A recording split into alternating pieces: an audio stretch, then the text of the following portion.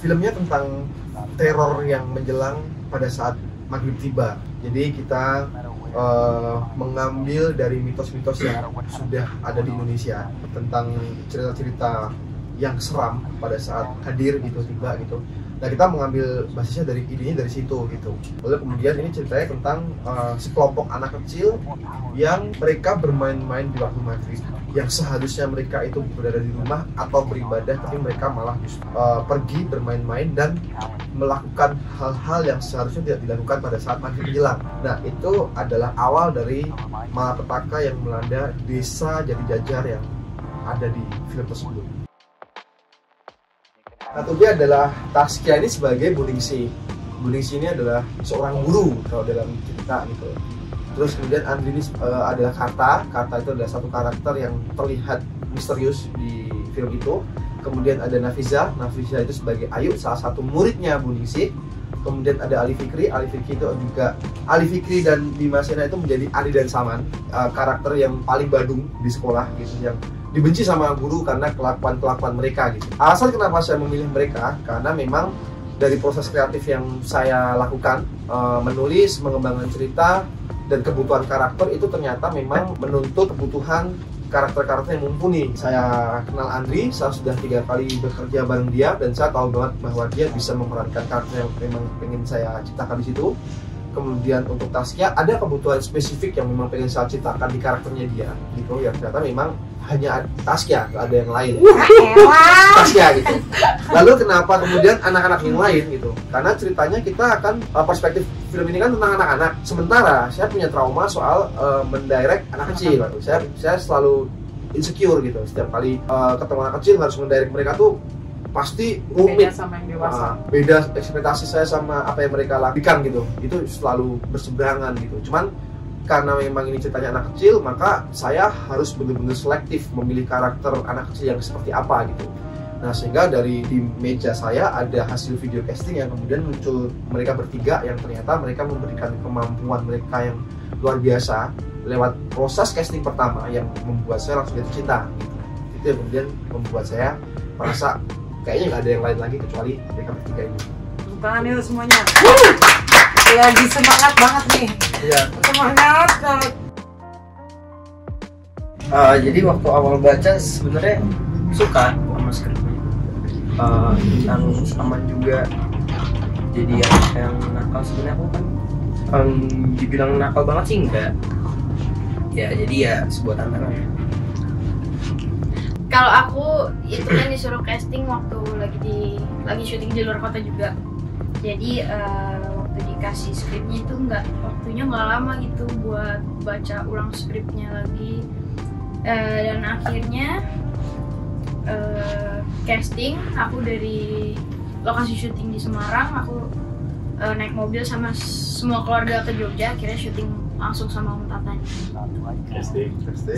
Casting langsung sama Om Tata.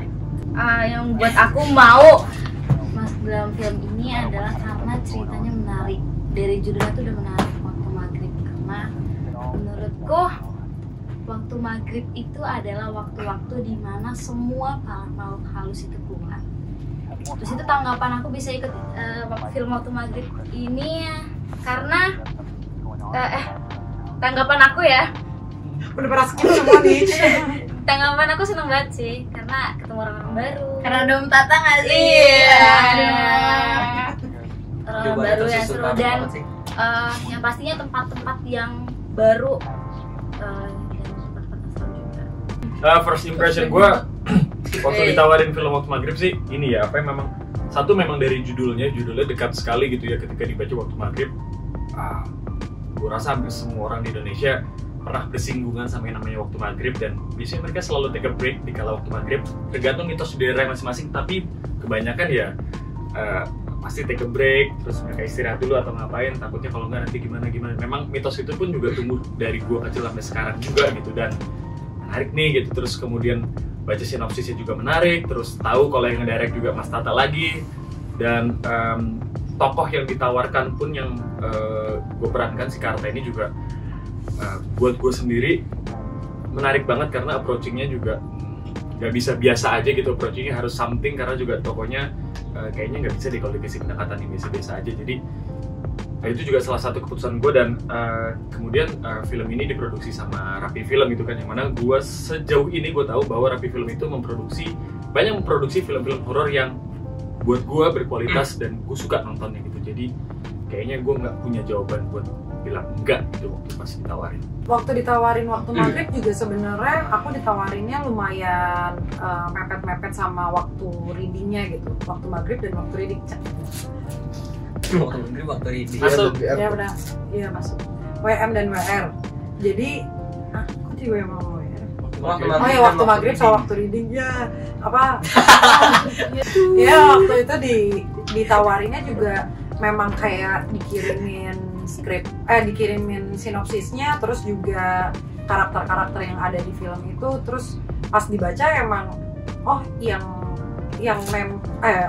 karakter-karakternya menurutku semuanya menarik, punya ceritanya masing-masing, punya kesulitan masing-masing untuk nanti kita lakuin gitu, kita berakting gitu. Tapi emang waktu itu ditawarinnya langsung untuk si Ningsihnya langsung gitu, dan pas baca seru sih nih, bisa dimacem-macemin si Ningsihnya ini, terus kayak banyak layer-layer yang harus dilakuin saat memainkan peran untuk menjadi si Ningsih. Terus ini juga salah satunya pengen banget bekerja sama bareng dengan BR.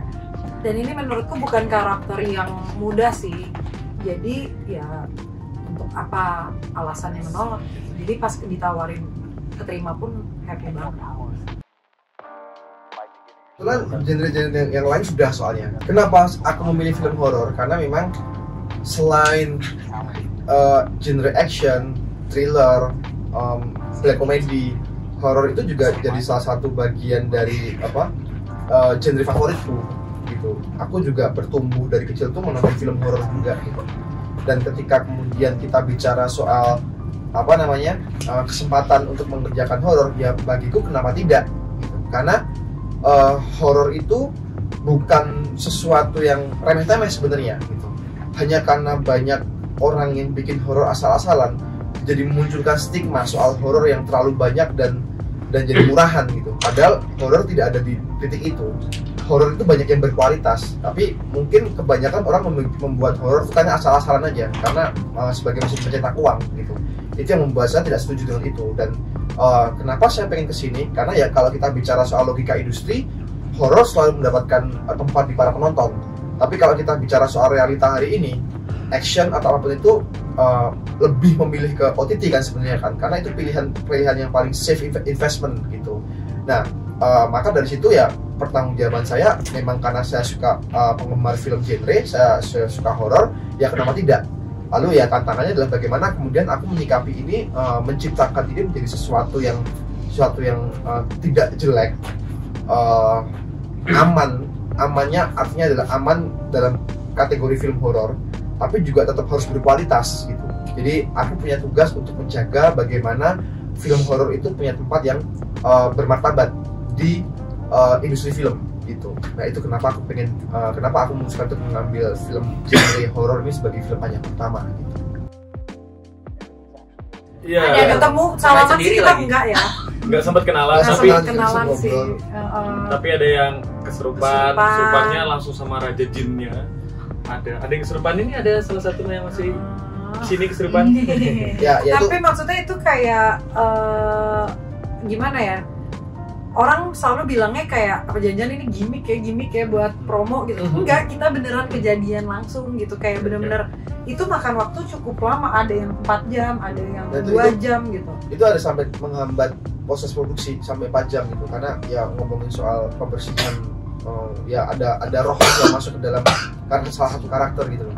Cuman aku nggak mau bicara banyak soal itu. Cuman bagiku adalah aku kan memang orang yang sangat logis menyikapi situasi dengan kondisi seperti itu gitu. Ketika kemudian muncul film horor dengan metode gimmick promonya adalah Kesurupan. ada cerita horor di balik proses pembuatan ini. Aku tuh selalu orang yang tidak pernah ini paling gimmick doang gitu. Dari dulu tuh seperti itu gitu. Nah sekarang ketika aku mengalami proses pertama aku membuat film panjang horor dan aku mengalaminya gitu kan, itu membuat jadi sekarang kalau ada kayak gitu, oke, aku akan diam dan mengamini. Dan kayak Good luck guys, get well soon gitu. Kejadian menyenangkan tuh menurutku malah lebih banyak daripada menyeramkannya gitu loh. Kayak misalkan setiap hari sih setiap menyenangkan hari, deh. kita tuh punya permainan bareng sama anak-anak di lokasi gitu, main tebak-tebakan, terus juga nanti tebak-tebakannya mungkin yang biasa sebenarnya kita udah pernah sering dengar, nanti tiba-tiba pada munculin tuh kru-kru yang lain kayak gue punya nih tebakan itu, main tebak-tebakan Terus di HT. Mendevelop ya, mendevelop tebak-tebakan Di HT Main tebak-tebakan lewat di HT. HT, even di HT tuh HT syuting tuh Iya. main tebak-tebakan Iya. gitu. Jadi maksudnya nggak yang kayak film syuting film horor tuh sepenuhnya horor, nggak juga gitu. Kita di sini malah yang jujur kayak family trip ya kalau kata Iya. Ali sih ya. Family Gitu. trip. Jadi walaupun ada kejadian-kejadian mistis yang beneran ya offset gitu ya, ada keserupan, ada ini, ada itu, cuma selalu ditanggapinya dengan komedi. Jadi kayak Kayak seru gitu. Jadi ada yang jinnya kan keserupan di set, Mas Tata datang tuh ketemu jin ya. Bingung tuh Mas Tata pengen ngomong apa karena beda server ya teman-teman. Cuman bisa bilang istighfar.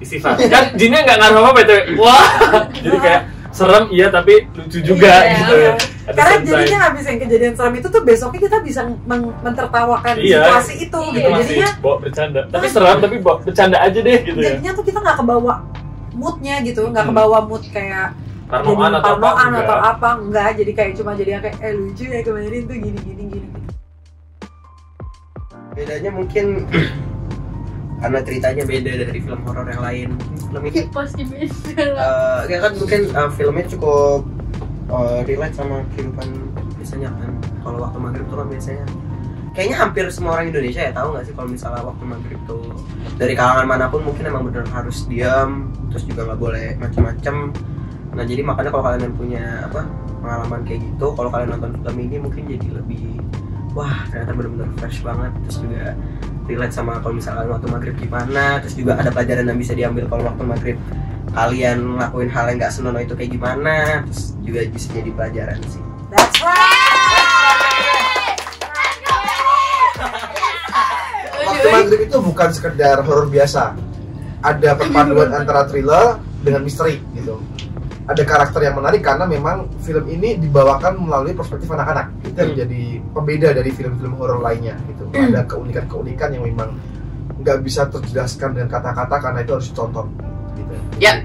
Harus nonton waktu maghrib. Jangan lupa saksikan film Waktu Maghrib 9 Februari 2023 di bioskop kesayangan Di bioskop. Sampai ketemu di bioskop. Hey, kalau kamu suka dengan konten ini, jangan lupa like, bagikan video ini, subscribe, dan nyalakan loncengnya agar kamu bisa mendapatkan notifikasi video mengenai film lainnya dari Cineverse.